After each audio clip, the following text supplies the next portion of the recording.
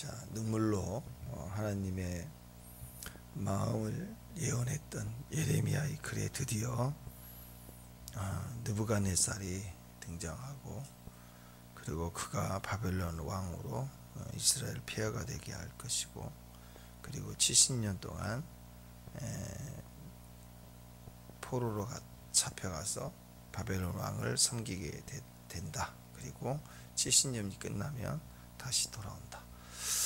이 내용에 오늘 이 메시지를 굉장히 크게 받은 사람이 70년 후에 바벨론 다니엘이죠. 다니엘이 이 글을 읽다가 충격을 받고 70년이 다 돼가는데 이 민족이 어떻게 될까. 상황을 보니까 나라가 잡혀갈 때는 바벨론 왕인데 나라가 없어졌어요. 페르시아 왕이 됐어요. 그러니까 기가 막히잖아요. 이게 될 것인가. 너무 불가능한 상황이잖아. 근데 다니엘이 하나님께 이 말씀을 믿고 기도하는 과정에 우리가 그 알고 있는 유명한 다니엘 21일 기도가 되는 거고, 그때 하늘이 열리고 이 마지막 세상 끝, 이 민족이 아니라 유다 민족이 아니라 온 인류의 마지막 계획을 계시로 받는 요한계시록까지 연결해서 열리는 기적과 같은 일들이 일어나게 됩니다.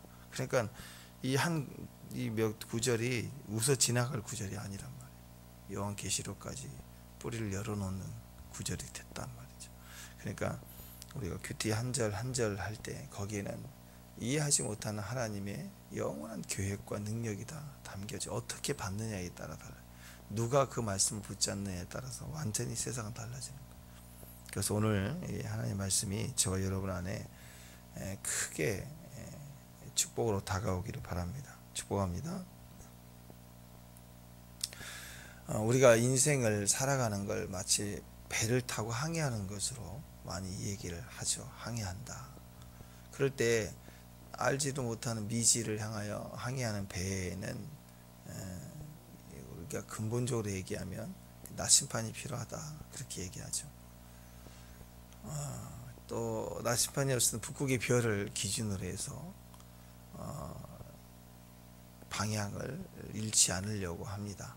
그러려면 나침반과 같이 요즘에는 GPS, 레이더 이런 것들이 기준이 되는 이유는 자기를 의지하면 안 된다는 거예요. 비행기도 그래요. 비행기도 이 착각 비행사들을 훈련하는 것 중에 비행기에서 하늘에서 이렇게 몇 바퀴 돌면요, 이렇게 쇼하듯이 돌면 하늘인지 바다인지 땅인지 위에 있는지 옆에 있는지 비행기가 거꾸로 있는지를 모른대요. 옆으로 세워져도 똑바로 있는지를 모른다는 거예요. 그래서 사고가 나는 거예요. 그래서 철저하게 계기판을 보고 고도를 보고 그리고 운행을 하는 거지. 이쯤 되겠네 라고 생각할 때 이 좁은 이 동네만 다니는 우리의 시각으로 하늘을 분별 못하고 바다도 분별 못해. 조그만 나고 온 대양이다 사방에 아무것도 안 보일 때는 방향을 잃어버린다는 거예요. 그러니까 그게 우리 인생살이에요. 다 아는 것 같아도 아니더라. 그래서 그때 아무도 공부하지 않았던 사랑이 뭔가 하다못해 술 먹고 막 우는 사람도 배우잖아요. 사랑이란 무엇인가 하고 막 노래 부르고 왜? 자기가 아는 게 아니었다 이거예요. 술만 먹으면. 사람은 또 내가 원하는 대로 안 되는 거예요. 내 자식도. 내 자식만큼은 내가 잘 키우면 되는 줄 알았더니 안 되는 거예요. 그러니까 인간아 사람아, 또 그러면 또 나를 엄청 죽는다고 사랑했던 그 사람도 지금 보니까 원수도 그런 원수도 아니고, 그러니까 도대체 나라는 존재가 알고 가는 게 아무것도 없더라. 아는 게 아니더라. 또 힘으로 눌러놨더니 또 배신을 하더라. 가진 거 있을 때는 내가 뭔가 가진 게 있을 때는 내 앞에서 간슬게 다 빼듯이 붙어 있지만 그게 영원히 아니더라. 싹 다 배신을 하더라. 이게 인간사거든요. 결국 혼자 남아요. 다. 그래서 인생에 있어서 좋은 인생에는요, 우리가 생각하기에 뭐 다는 아니겠지만 그런 좋은 인생을 살았던 분들의 모습을 돌아보면 한결같은 것이 하나씩 있습니다. 그게 그 절대적 기준이 있더라 이거예요. 자기 인생살이 하는 데 있어서 절대적 기준을 가지고 있더라. 좋은 인생에는 항상 있어요. 만약에 부모가 너무 훌륭해서 금수저에서 부족함이 없이 자랄 때 그가 어느 순간까지는 아무런 고민 없어도 아무런 기준 없어도 그냥 사는 거예요. 주권 아래, 부모 주권 안에 보호를 받고 공급을 받기 때문에. 근데 어느 순간부터는 자기 안에 절대적 기준이 없으면 그거 다 망하는 거죠. 다 그냥 순간 망하는 거. 어느 순간부터는 그게 안 되는 거죠. 그래서 인생을 살면서 이 절대적 기준을 갖는다는 것은 너무너무 중요한 겁니다. 자, 절대자이신 하나님 어떨까요? 절대자이신 하나님도요, 천지를 창조하실 때 그냥 생겨 이렇게 막 하시지 않았어요. 창세기 우리 그 묵상할 때 보면 창조하실 때도요, 첫째 날, 둘째 날이 다 이유가 있어요. 질서를 따라서 공간 영역을 만들고, 그 다음에 그 공간의 주관자를 세우는, 그게 이제 첫째, 둘째, 셋째까지, 또 넷째, 다섯, 여섯째까지 공간의 주관자를 또 세우는 그 순서가 다 있더라라는 거예요. 또 하나님의 현재 나라의 모습, 요한계시록에 요한이 증거했던 모습을 보면 새 하늘과 새 땅, 새 예루살렘 모습이 규모가 있고 위치가 있어요. 보좌가 있고, 또 보좌 근처에 24장로가 있고, 이렇게 있지. 아무나 거기 내가 갈 수 있는 게 아니라고요. 그 하나님 나라에도 그건 차별이 아니에요. 질서가 있더라라는 거예요. 그래서 다 소중해요. 가정에서 우리 애가 얼마나 소중해, 아내가 얼마나 소중해, 남편이 얼마나 소중해. 그래도 주님이 질서를 세웠어요. 가장을 제사장으로 세우고, 아내를 세우고, 자녀를 세우고, 질서, 종을 세우고. 또 교회도 마찬가지입니다. 다 훌륭해요. 그러나 공적인 현장에 질서를 하나님이 세우셨다. 이 땅의 구원의 여정도 유대인이 먼저입니다. 그리고 이방인. 어차피 어쩔 수 없어요. 하나님 나라에 그런 차별이 없어요. 구원의 차별이 없어요. 그러나 하나님 나라의 역사를 세워가는 데는 우선이 있어요. 우선 먼저 선택받음이 있다라는 거예요. 그래서 또 성전의 모습도 구약에서 보면은 성막들, 성소, 지성소 이렇게 규모가 있고 질서가 있고 위치가 다 있더라라는 거예요. 지금도 해와 달과 별과 별들과 별 사이에 우주의 전체 모든 운행이 다 그 관계하고 움직임이 다 질서대로 가는 거예요. 조금이라도 숫자가 바뀌면 난리가 나는 거 아니에요. 그러니까 하나님께서 창조하실 때뿐만 아니라 그 창조하신 세계를 다스리고 지금 통치하고 계시는 것까지도 하나님은 지혜로우시고 전능하신 분이시고 하나님 뜻대로 하실 수 있는 분이시기, 주권을 가지신 분이시기 때문에 얼마든지 마음대로 하셔도 선하시고 완벽하세요. 그럼에도 불구하고 하나님 절대로 그렇게 마음대로 하지 않으십니다. 하실 때는 반드시 약속하시고 약속을 알게 하시고, 그리고 하나님이 그 기준을 가지고 지금도 다스리고 계시는 거예요.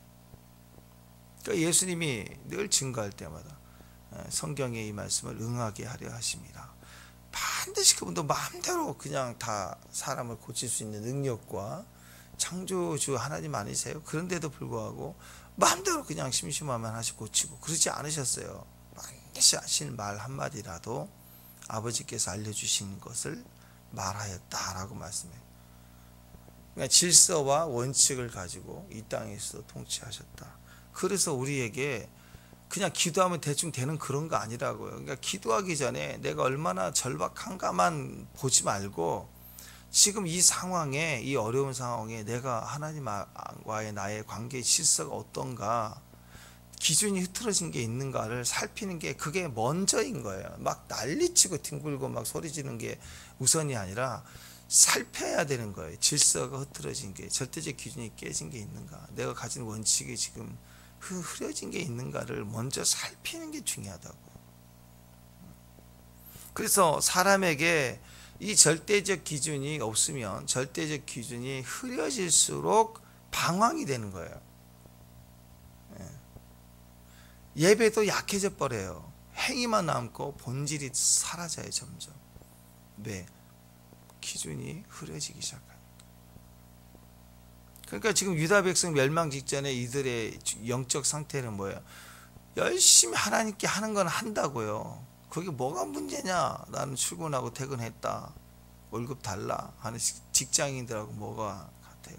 근데 현대인들 조사를 해보니까요, 직장인의 그 입사하기 전에 자기 그 업무 능력이라든지 이런 그 실력들을 이렇게 준비를 하잖아요. 막 취업 준비를 얼마나 열심히 해요.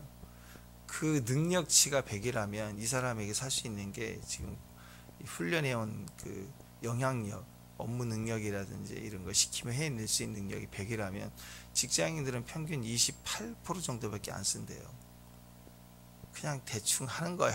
열심히 그냥 퇴사하면 나가는 거고.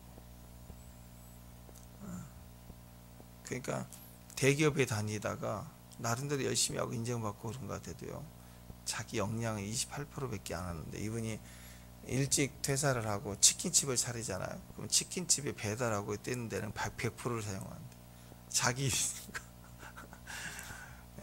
그러니까 사람이 다 그런 거예요. 흐려져요. 나는 출근하고 퇴근했어요, 월급 주세요, 이런 기준으로 유다 백성들이 하나님께 예배하는 것에 대해서 했다 이거예요. 근데 뭐냐, 이 절대 기준이 흐려지니까 그 마음의 중심에 하나님을 갈망하고 존중하는 경외함이 없어진 거예요. 점점 낮에는 그 기준이 흐려진 게 아니라 없어져 버렸어요. 예배는 드리는데 예배 질서가 없어져 버렸어요. 그러니까 예배 드리면서 그 예배 드리는 장소에 어느 날 여기다가, 생각해보면 교회 같은 예배 드리는데 옆에다가 화분처럼 목상을 갖다 놓고 불상을 갖다 놓고 예배를 드리자고 막 그러고 있고, 실제로 갖다 놨다고 생각해보세요. 기가 막힌 일 아니에요.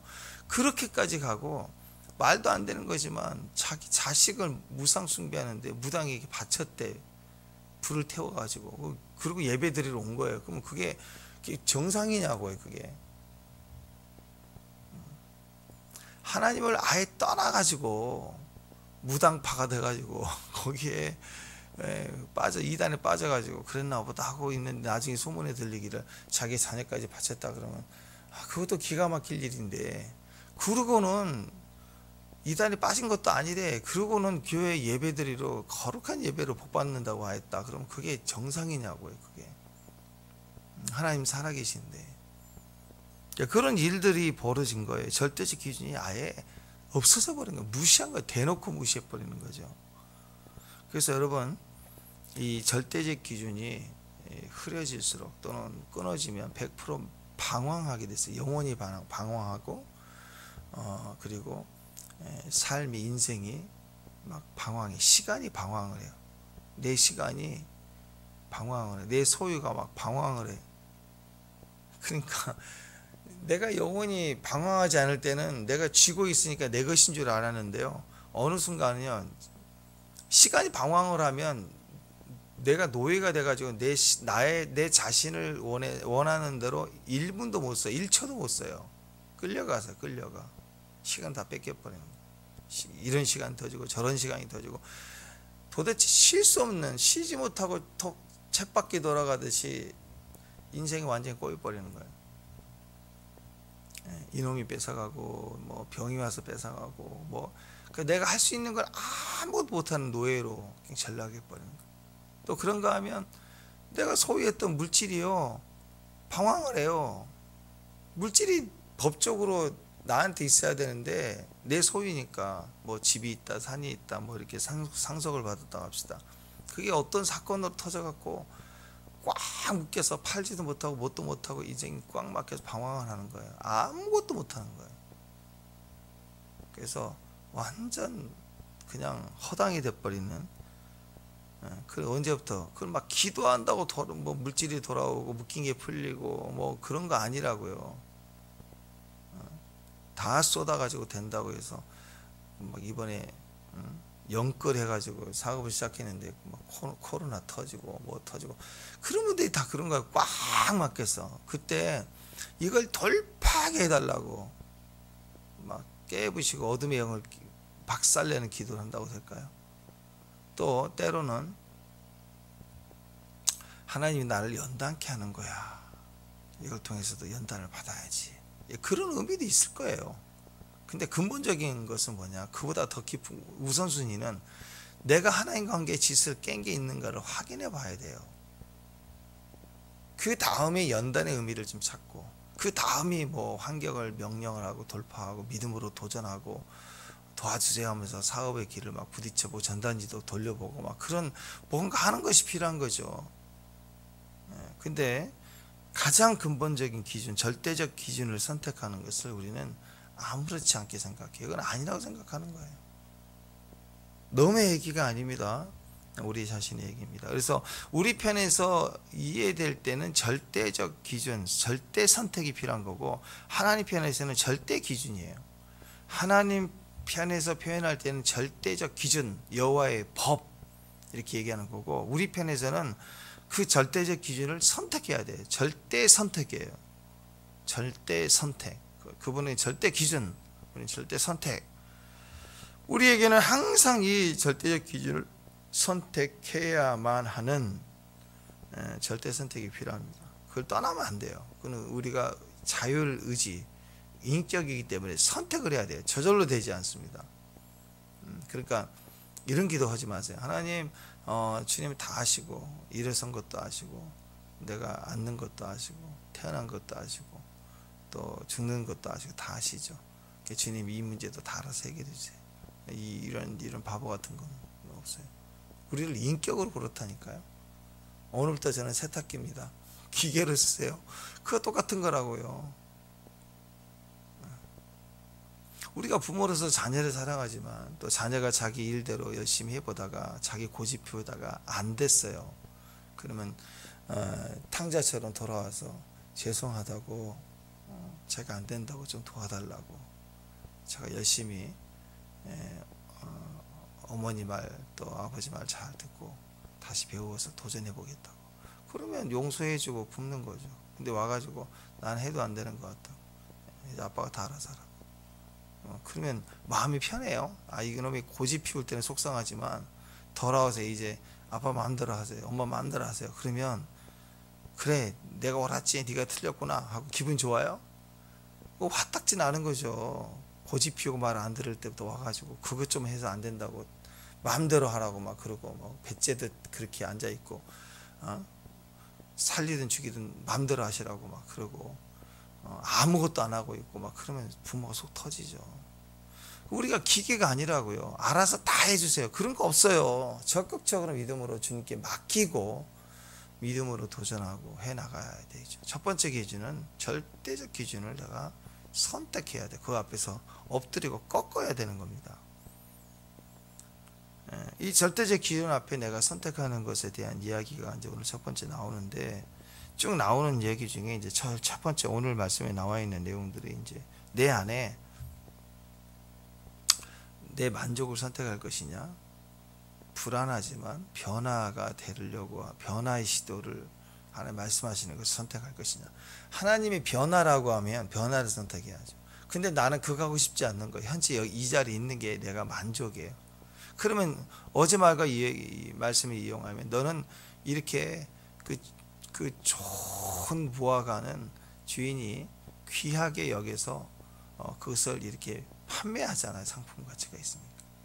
그러듯이 너를 귀하게 될 건데, 값어치 않는 무화과는 상품 가치가 없으니까 딸 때도 팍 따가지고 이거 먹든지 버리든지 취급하겠다고 이제 이렇게 하는 것처럼, 여기 남아 있으면 네가 원하는 만족대로 여기가 좋사오니 그러고 있으면 그것은 변화를 추구하는 게 아니죠. 주님을 추구하는 게 아니라 자기 자신을 추구하는 거예요. 그래서 하나님이 기준이 되면 떠나라 그러면 떠나야 되는 거예요. 떠남, 변화를 선택할 것이냐, 여기가 좋사오니를 선택할 것이냐.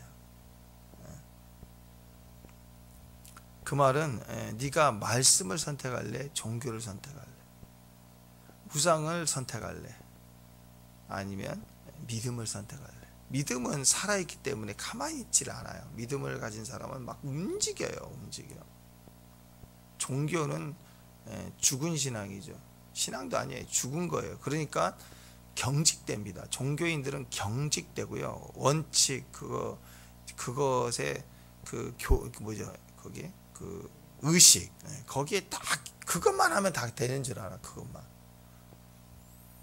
근데 믿음은 도전입니다. 계속 개혁해요. 그리고 기독교 영성을 리폼이라고 그러잖아요. 개혁주의, 개혁이라고 도전해 가고 부딪혀 가는 거예요. 계속해서. 그래서 여러분 마음에 자꾸 이렇게 고정화되기 시작하면, 종교인처럼 굳어지기 시작하면요, 아무것도 안 하려고 그래요. 그 나이 들수록 도전을 안 하고 집에 들어가도 그 집이고 맨날 똑같아요. 청소만 하지. 근데 아이들 보세요. 아이가 집안에 하나 태어나면 물건이 막 바뀌고 새로운 게 들어오고 막 벌써 애 물건이 많아지면서 막 좁아지고 복잡해지고 농을 요리 옮겼다가 저리 옮겼다가 막 쇼파로 옮겼다가 막 그렇게 애들 클수록 더 그러. 아이들 또 독립해 보세요. 가정 안에서 자랄 때, 우리 자녀가 자랄 때는 그냥 그렇게 자기 방 청소도 안 한 것 같죠, 맨날. 근데 애들이 시집가고 장가가 보세요. 지네 집 만들 때는 또 막 이상하게 생각지도 못했던 걸 막 해요. 우리 아들이 후라이도 못했는데 요리도 해오고 막. 변화가 된다고 애들이 다. 왜? 생명이 있으니까. 생기는 움직이게 하는 거예요. 믿음은 움직이게 하는 거예요. 믿음이 가만히 있는 적이 없어요. 그러니까 질서를 가지면 그 다음에 믿음이 발동하는데, 그때는 자꾸 우리 안에서 변화가 되기 시작하는 거예요. 움직이기 시작하는 거예요. 그러니까 인생을 두고 보면 전반기 어렸을 때 자랄 때는 막 움직임이 있어요. 새로운 게 있고, 나이 들수록 굳어집니다. 다 그냥 귀찮은 거예요. 그냥 그대로 가는 거예요.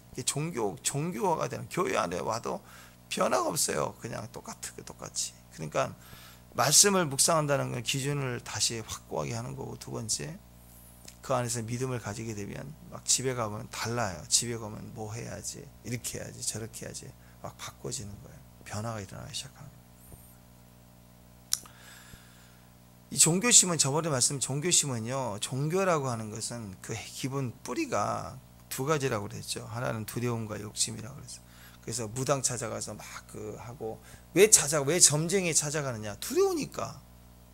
잘 나간 사람들은 거기 갈 시간도 없어요. 근데 사람이 안 되고 어렵고 두렵고 할 때, 두려움이 오니까 그때 무당 찾아가요. 우상입니다. 또 욕심이 있어서 그래요. 뭔가 이번에 기회를 뚫어야 돼. 이건 내가 차지해야 돼. 뭐 주술적이나 뭐 힘이 없을까? 막 그런 마음으로. 약간 비슷하죠. 기독교에도 그런 게 있어요. 수능 때 우리 아들 합격해달라고 막 평소에는 아들 관심이 없는 엄마들이 막 그때 기도해요. 그 중심은 그거죠. 엄마가 기도하는 걸로 아들에게 도움이 좀 됐으면, 그런 마음이잖아요. 근데 그런 마음이 신앙이라면 예초부터 공부할 때부터 공부 잘할 수 있도록 격려하고, 거기다 더 노력을 썼어야죠. 근데 그런 식으로 욕심이든지 두려워서라든지 교회로 온다, 그게 시작이 될 수 있지만, 우리의 모든 신앙이 그런 식이라면 그건 굉장히 교회를 다니는 종교인이에요. 종교인. 맨날 기도를 하는데 왜 그런 두려움이, 이런 일이 생기고 저런 일이 생기고 두려워서 하는 거. 그 다음에 우리 삶에 이번 기회를 놓치지 않기 위해서 이거 돼야 된다고 그래서 기도하고 교회 나오기 시작한다. 그러면 종교심으로 시작을 했지. 근데 그게 계속 그 상태로 머물러 있으면 신앙은 절대로 자라지 않습니다. 두려움을 해결해 보려고, 욕심을 이뤄보려고 하는 똑같은 종교심이에요. 성경에서는 이런 유다의 멸망을 이런 종교심이라고 얘기해요. 이게 우상숭배라고 하고 하나님을 듣지 않은 것이라고 얘기를 하죠. 신앙은요, 말씀 중심이에요. 주님 중심이에요. 근데 종교심과 우상숭배는 내가 중심이에요. 내가 기준이에요. 내가 기준. 그래서 참 재밌어요. 종교인들이나 종교심을 가진 사람들이나 또 다른 세상 이방 종교를 가진 사람들은 자기가 급하면, 자기가 두렵거나 자기가 욕심을 내야 되는 자기 기준의 때에 나왔다가 그 기준이 대충 해결되거나 또 이렇게 흐려지거나 그렇게 중요하지 않을 때는 또 안 나타나요. 이게 종교인의 특징이에요. 근데 신앙은 그렇게 안 돼요. 회사나 직장은 일을 해야 되니까 나갈 수 있지만, 가정은 일이 없어도 뒹굴뒹굴 뒹구는 곳이잖아요 지금.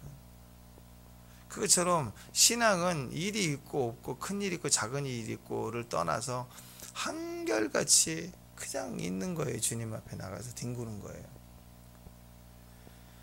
그러니까 우리 삶에 지금 현재 내 마음이 뭔가 불안해, 그 막 힘들어, 그 다음에 내가 두려워, 힘들어, 내가 만족이야, 그러면 너무 좋아. 이런 기준을 가지고 계속 살면요, 그건 신앙의 기준이 아니에요. 절대적 기준이 아니에요. 절대자의 기준은 그게 아니에요. 나와 상관없어요. 그분이 우리의 기준이 돼요. 그래서 믿음 생활을 한다고 하면서 지금 나한테 만족이 있느냐 없느냐.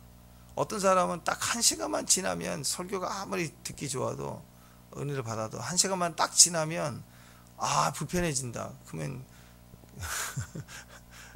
똑같은 목사님이 설교를 해도 1시간만 지나면, 쉽게가 딱 1시간을 알려주는 순간부터는 불편해지기 시작해 막. 그러면 그건 신앙이 아니에요. 신앙은 데이트를 끝나고 집에 오는 동안에도, 헤어져서 도는 동안에도 계속해서 그리워하고 보고 싶고 하는 마음처럼요, 그 기준이라는 것은 나에게 있는 게 아니에요. 나에게 만족이 있느냐 유익이 있느냐에 따라서 그게 나에게 믿음 생활이 된다 안 된다라고 얘기하는 것은, 그건 신앙이 아닙니다. 여기 사역하는 사람, 기도자도 마찬가지예요. 기도 막 3시간 4시간 했는데 내 뜻대로 안 됐어. 그러면 실망해가지고 기도할 맛 안 난다. 그러니까 그 기도할 맛이 안 난다, 그게 벌써 기도가 안 됐다는 뜻이에요.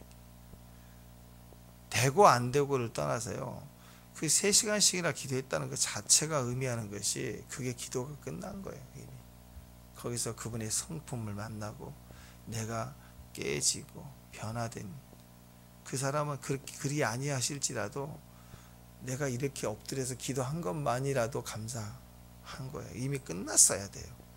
근데 요즘 불이 죽었어. 왜요? 기도 응답이 잘 안 된대. 그것은 기준이 잘못된 거예요. 나에게 여전히 떠나지 못한 기준, 하나님께 있는 기준이 아니더라. 사역자도 사역하면서 자꾸 사람들 만족시키려고 하는 거 있죠. 사람들 만족시키려고, 사람들 좋아하는 거 막 얘기하고, 그게 하나님을 위해서 그 영혼을 영혼을 전도하기 위한 것이라고 하지만, 그건 잘못된 거죠. 사도 바울이 복음을 증거할 때 하나님의 메시지를 증거하기 위한 목적으로 갔지, 몇 명을 모아서 그 사람들을 원하는 걸 해줘서 어떻게든 끌어모은 기회를 얻고 그 다음에 복음을 증거해야지, 이렇게 나눠서 해본 적이 없다고요. 근데 오늘날에는 사람을 어떻게 모아야, 안 모이니까 모아야 되니까, 모아서 복음을 증거하겠다, 복음을 증거하겠다라는 타이틀을 가지지만, 목적을 가지지만, 사람을 어떻게 모으겠다고 하면서 이제 막 연예인들, 그렇지 않은 연예인들뿐만 아니라 믿지 않는 사람들이 막 유행하잖아요. 그 사람들 막 초청을 해갖고 막 그런 걸 해요. 막 그런 품바 타령도 하고 부닥거리도 하고, 어떤 교회는 연합을 해야 된다고 줌을 불러다가 설교를 시키고, 또 자기는 또 절에 가서 설교했대, 또 자랑스럽게 얘기하고, 그래서 목상을 세우는 거하고 비슷한 일을 막 하는 것 같아요. 그래서 교회가 그 절대적 기준을 막 무시하면서까지라도 그런 행사를 하고, 그냥 요즘 또 트로트 그러니까 그 TV 한번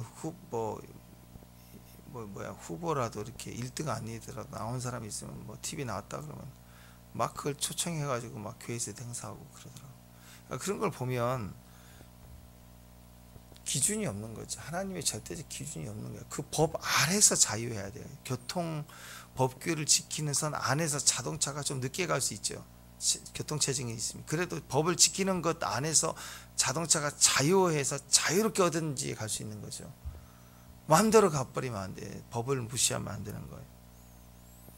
그러니까 나 중심이죠. 결국 하나님 중심이 아니라 나 중심으로 보면 나는 완전하진 않아도, 내 중심적인 사람은 나는 완전하지 않아도 나는 그래도 변화될 필요가 없는 사람인 거예요. 그래서 항상 보면 너가 변화가 필요해. 환경이 변화가 필요한 것이. 그러니까 거기만 두고 기도하는 거예요. 기도의 변화의 대상이 상황이고 다른 사람이지 한 번도 나를 변화시켜 달라고 자기 자신을 찢어본 적이 없는 거예요. 그 기도에. 이게 다 나 중심의 기도를 하는 사람이라고. 교회 와도 문제거리가 있다면 내가 문제에 내가. 근데 뭐 우리 목사님은 이렇고 또 우리 또 성도는 또 이렇고 또 교회는 또 이렇고 뭐 모임을 이렇게 하면 이렇고 그런 게 자꾸 눈에 들어 말하는 사람들이 그게 종교인이라고. 종교인. 본인에 대해서 더 찢어야 되는 거고 분별해야 되고 엎드려져야 되는. 신앙인은 항상 자기 자신에서부터 풀어져 가는 것이죠. 그 어떤 문제? 오늘 말씀으로 따지면 질서의 문제. 지금 유다 민족이 처한 상황이 가장 큰 문제는 뭐죠? 지금 바벨론이 쳐들어와서 유다는 죽는 거예요. 지금 이거보다 더 큰 위기가 어디가 있어요? 그러나 실상으로는 뭐가 문제였어요? 이 백성이 하나님의 절대 기준을 포기한 거예요. 이거부터 회복을 해야 되는 거예요. 기도하면서 이 대적을 물리쳐 달라고 기도할 게 아니라 우리 자신을 찢어서 절대적 기준으로 돌아와야 돼요. 음성을 듣는 게. 그래서 지금 이 시드기야인데 그 120년 전에 히스기야는 이것도 비슷하잖아요. 히스기야는 그 18만 5천 명을 하나님 치실 만큼의 기적이 일어나기 그 전날 이사야에게 요청해서 엎드려 기도를 하잖아요. 그때 그는 최소한 뭐가 돼 있었냐면 절대적 기준이 돼 있었어요. 그 아래서 이제 상황을 기도한 거예요. 근데 우리는 기준을 떠난 사람이 막 상황을 기도해. 그러면 그게 되겠냐고요. 그래서 오늘 이 당장 급한 불이 이 멸망이 얼마나 커요. 그러나 그 급한 불 속에서 그걸 구하는 게 아니라 다시 절대적 기준부터 구할 수 있어야 되는 거예요. 자, 진짜 변화는요. 변화는 나에게서 나오지 않습니다. 자, 잘 들으세요. 변화는 나에게서 나오지 않아요. 그러니까 내가 뭘 노력한다고 변화되는 게 아니에요. 내가 열심히 더 노력하면 이전보다 돈을 좀 더 많이 벌었다고 합시다. 그래서 또 이제 그 변화의 기회가 생겼다고 생각하는 거예요. 왜 돈이 더 많아지면 잘 쓰면 또 좋은 환경과 또 유익이 있을 거라는 것을 예상하잖아요. 그러니까 돈이 제일 많이 그런 기회를 줄 거라고 생각합니다. 근데 성경은 우리에게 그런 얘기를 하잖아요. 돈으로도 못 가요. 그 돈으로 되는 영역이 이 땅에서는 어느 영역까지는 되는 것 같지만요. 그렇게 해서 되어진 영역이 영원 유지되느냐? 아니라니까요. 돈으로 움직일 때 되는 기회들이 많아서 되는 것 같지만 그렇게 얻어진 기회를 통해서 얻어진 것조차도 조금 지나면 쓱 빠져나가고 다 나 배신한다고요. 돈으로 어떻게 휘저으면 우리 애들 말 잘 들을 것 같죠. 애들 원하는 거 다 사주면 내가 안 사주니까 엄마는 왜 이런 것도 안 사줘? 옆집 우리 친구도 다 사주는데 그러면 속상하죠. 그럴 때 사주면 애가 막 공부 열심히 할 것 같죠. 엄마 이것만 사주면 내가 공부 열심히 할 거야. 정말 그럴 것 같죠. 그러면 뭐 다 훌륭해질게, 다 천재가 되게. 절대 안 그래요. 그렇게 되는 게 아니에요. 그래서 변화라고 하는 것은 지금 내게 권력이 있으면 힘이 있으면 나에게 이런 재능이 있으면 나에게 이렇게 돈이 있으면 변화가 될 거라고 생각하지만 그것은 사탕과 같아요. 그때 위에는 그냥 달콤함이 사라져 버리면 변화가 아니에요. 근본적인 것은 내가 변화가 되지 않으면 절대로 변화가 안 되는 거예요. 그 변화는 어디서부터 오는가? 나를 변화시키는가? 우리가 생각하는 변화는요, 물질이라는 것을 통해서 변화를 해버리라 할 때, 이런 기준을 가질 때 변화는요, 나는 절대로 안 고치려고 그런다고요. 그리고 이걸로 환경을 고치는 것이 변화라고 생각하는 거예요. 애초부터 잘못된 거예요. 나를 바꾸지 않는 변화는 없어요. 근데 시간, 물질 이런 변화의 기회를 줄 것 같은 모든 것들을 손에 쥐는 순간 이걸 가지고 자기를 이렇게 변화시키려고 하는 사람은 한 사람도 없어요.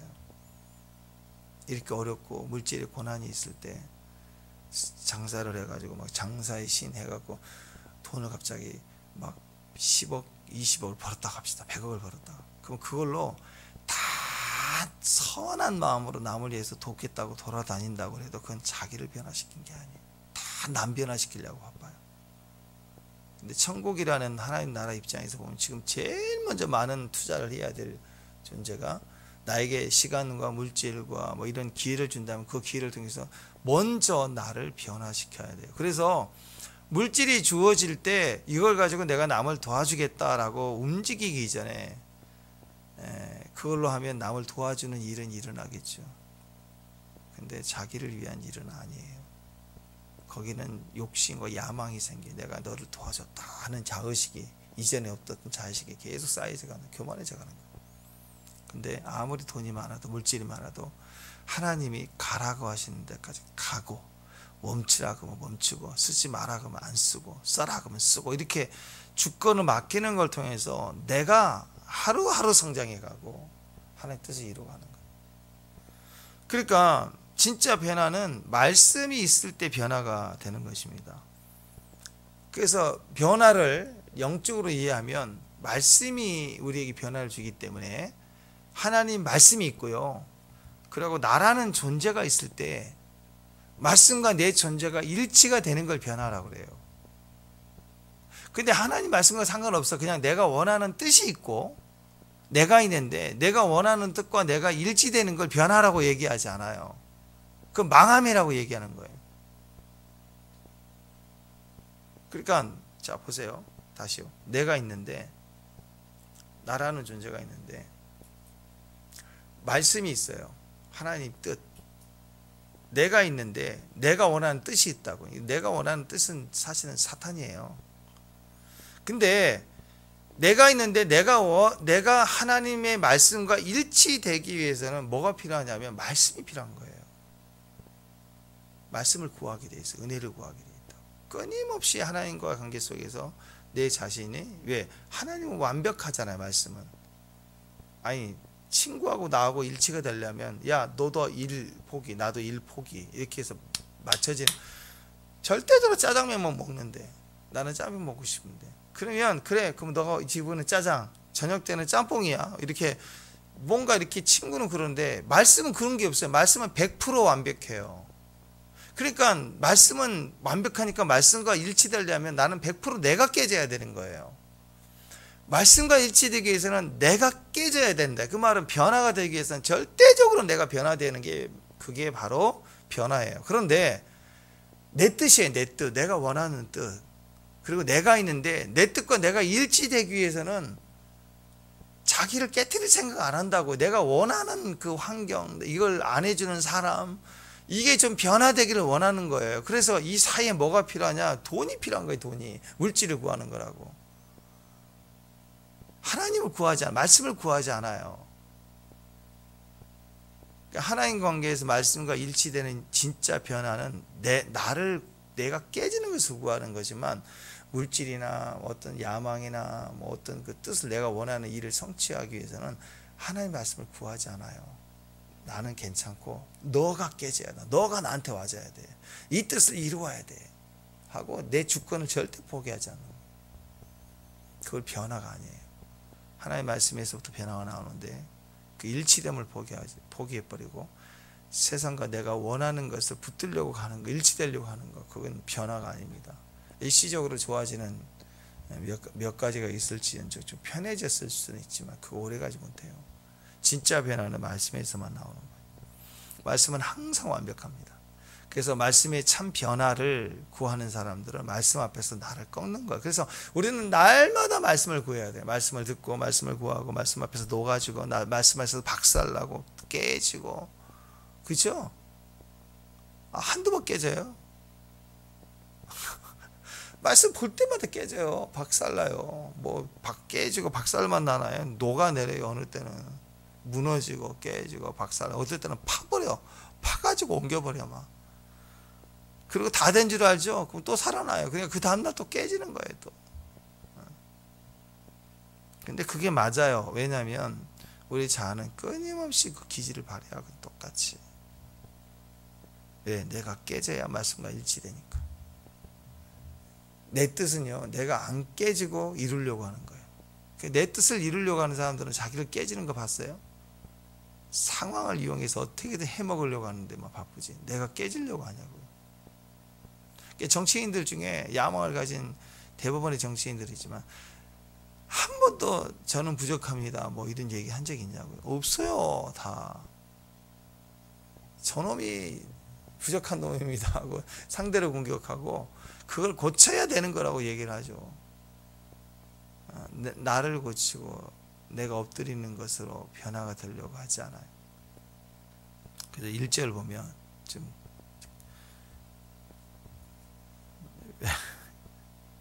이 얘기를 해야 되는 시간이 다 되고요.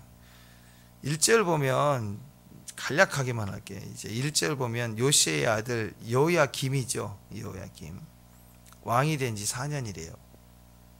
11년이죠. 그 앞에 동생이 왕이 됐잖아요. 동생이 왕이 돼서 3개월 만에 딴지 다 끌려갔어요. 아주 못된 짓. 아버지가 했던 걸 다 3년, 3달 만에 얼마나 똑똑한 놈인지 그 아버지가 계획했던 그 아름다운 일을 3개월 만에 다 뒤집어 버린 거예요. 보다 못해서 하나님 바꿔버렸어요. 끌려가지고. 그래서 이제 할 수 없어 미련한 둘째가 이제 왕이 됐는데 왕이 된 지 4년째예요. 11년 통치하는데 4년째란 말이에요. 4년째인데 저 바벨론이란 나라에는 느부갓네살 왕의 원년이다. 그 말은 뭐야? 느부갓네살 왕이 여호야김 4년째 되던 날에 바벨론의 왕위에 올랐다. 그 말이에요. 이 느부갓네살은 누구예요? 유다를 멸망시킬 왕이잖아요. 그러니까 이 말은 뭐예요? 지금 이 여호야김이 4년째 될 때 이제 드디어 심판의 칼이 칼집에서 빠져나오는 거예요. 이제 들기 시작한 거예요. 이제 바벨론의 왕에 드디어 느부갓네살이 왕으로 시작을 했단 말이에요. 벌써 심판의 그림자가 드리우기 시작한 거예요. 불안함이. 예레미야가 40년 사역 중에 23년째가 되는 해입니다. 그러니까 앞으로 17년이 더 남았어요. 이것도 아직까지 기회가 있는 거예요. 한 번에 지시지 않고 느부갓네살도 이제 간 4살이잖아요. 4살짜리가 이름이 이제 막 태어났어요. 이제 왕으로 태어났다. 그렇게 생각하면 돼요. 이제 칼집 뽑기 시작했는데 칼을 뽑았으면 바로 쳐야 되는데 앞으로 17년 이상 더 시간이 필요해. 그 말은 뭐예요? 아직도 하나님이 기회를 주고 있어요. 들으면 산다. 다시 내 기준으로 돌아오라. 여호와께 돌아오라. 그 얘기를 기회를 주고 있는 거예요. 3절 4절 보니까 예레미야는 그런데도 불구하고 지금 23년째 외쳤지만 변화가 되지도 않고 이 답답한 이 상황 가운데 그 다음에 바벨론의 느부갓네살 왕이 드디어 통치하기 시작하는 시작이 됐고 어둠의 그림자가 드리우기 시작하는 이때도 예레미야는 포기하지 않고 꾸준히 부지런히 지속적으로 하나님의 말씀을 계속 전했다. 3절 후반에 보면 너희에게 꾸준히 일렀다. 그래서 꾸준히 4절에 그의 모든 종 선지자를 너희에게 끊임없이 보냈다. 이 끊임없이 꾸준히 이게 똑같은 말이에요. 샤캄이라는 뜻인데요. 샤캄, 샤캄 이거 기억하세요. 샤캄. 오늘은 기도할 때 방언하실 때 할렐루야 할렐루야 하지 마시고 샤캄 하세요. 뭐 인위적으로 하는 건 아니지만 하여튼 하루 종일 무조건 샤캄 뭐냐 그러면 방언한 건 아니고 오늘 말씀을 외치는 거야. 샤캄 하자. 이 샤캄이 예레미야 입장에서는 꾸준히 했다라는 거고 하나님 편에서는 끊임없이 내가 너를 보냈다. 하나님 구원의 음성을 보냈다. 이 샤캄인데요. 이게 원래 의미는요. 일찍 일어나서 전하다. 부지런하다. 그런 뜻입니다. 아침부터 서둘렀다. 그런 뜻인데 여기 보면 세 가지의 샤캄이 나와요. 샤캄. 첫 번째는 하나님의 샤캄. 하나님의 열심이에요. 하나님 끊임없이 우리를 열심으로 사랑해요. 아멘. 믿으셔야 돼. 샤캄 하면 첫 번째 하나님의 샤캄. 하나님 나를 너무 사랑한다. 어떻게 사랑한다? 열심으로 사랑하는. 아멘. 두 번째 여기 보니까 선지자의 샤캄, 사명자의 샤캄이 나와요. 뭐가 있어요? 부지런히 또 하나님이 또 사랑해 주시니 그 열심으로 막 열심히 말씀을 전하는 거예요. 쉬지 않고. 예레미야 23년째 계속 달려오고 있습니다. 울면서 달려와요. 제가 말씀드렸죠. 사람이 힘들어도 고통해도 사랑하는 이가 죽어도 하루 종일 울지는 않죠. 장례 치르는 동안에. 근데 예레미야는 23년째 울어요. 앞으로 17년 더 울어야 돼. 그 말은 한결같이 울 수 있었던 거 그만큼 뜨거웠다는 거예요. 그렇게 안타까웠다는 거, 고통스러웠다는 거죠. 그게 열심이에요. 오늘 이 선지자의 시작함이 저와 여러분에게 있기를 바랍니다. 아멘. 왜? 여호와의 시작함이 있으니까. 열심으로 나를 사랑하시는 분이 있으니까. 여호와의 시작함. 아멘. 하나님 나를 열심히 사랑하신다. 그럼 우리는 그 안에서 우리가 끊임없이 부지런히 주님을 찬양하고 믿음으로 나가야 돼. 이게 선지자의 시작함이에요. 그럼 여기 또 뭐가 있냐? 세 번째, 백성들의 시작함. 이 백성들 어떤 시작함이 있어요? 죽어도 안 듣겠대요. 나 변화 필요 없어. 왜 내가 변화돼야 되는데? 한번 물어보세요. 저기 믿음이 약한 사람들이나 교회 안 다니는 사람이 당연히 변화돼야 된다고. 변화되고 교회 와야 된다 그러면 교회 와야 된다는 말은 그래도 좀 듣기는 덜 편한데 예수 믿으라. 그것도 좀 불편하긴 하지만 그렇게 반감은 없어요. 근데 당신 변화해야 돼. 그렇죠? 믿고 변화되는 걸 말하는 건데 변화돼야 된다 그러면 발끝 하죠. 내가 내가 뭘 변화돼야 되냐? 왜 내가 변화돼야 되냐고 난리를 치겠죠. 예. 그러니까 변화돼야죠. 난리를 진짜 한 거니까. 백성들의 시작함. 죽어도 안 변하겠대요. 죽어도 안 듣겠다. 하나님의 열심과 인간의 고집스러움이 부딪히는 거예요. 그때 25절에 들으면 순종하면 산다. 다시 돌아와 그 땅에 살게 되리라. 그 나머지 쭉 나와 있는 내용은 이제 다 그 인간의 고집스러움 끝까지 백성들의 고집, 백성들의 착함은 망한다 이거예요. 다 어떻게 망하느냐 뒤에 쭉 나와 있어요. 나온 내용이 다 망한다. 그게 딱 하나만 기준 삼으셔야 돼요. 여호와의 시작함 그리고 예레미야의 시작함, 선지자의 시작함. 우리는 부지런히 해야 됩니다. 왜? 여호와의 열심이 있으니까. 졸지도 주무시지도 않은 하나님, 불꽃 같은 눈동자 사랑과 임재로 우리를 사랑하시되 열심히 사랑해. 그러니까 우리가 어떻게 해야 돼? 부지런히 포기하지 않고 23년 동안 한결같이 새벽 지키고 큐티하고 예배하고 하루 영성을 최선을 다해서 불을 밝히고 믿음으로 승리하는 종들 되시길 바랍니다. 기도하겠습니다. 꾸준히 열심히 포기하지 않고 여호와의 열심을 믿고 그 은혜 속에서 우리 역시 부지런히 주의 뜻을 이루는 귀한 주의 종들 되게 하옵소서.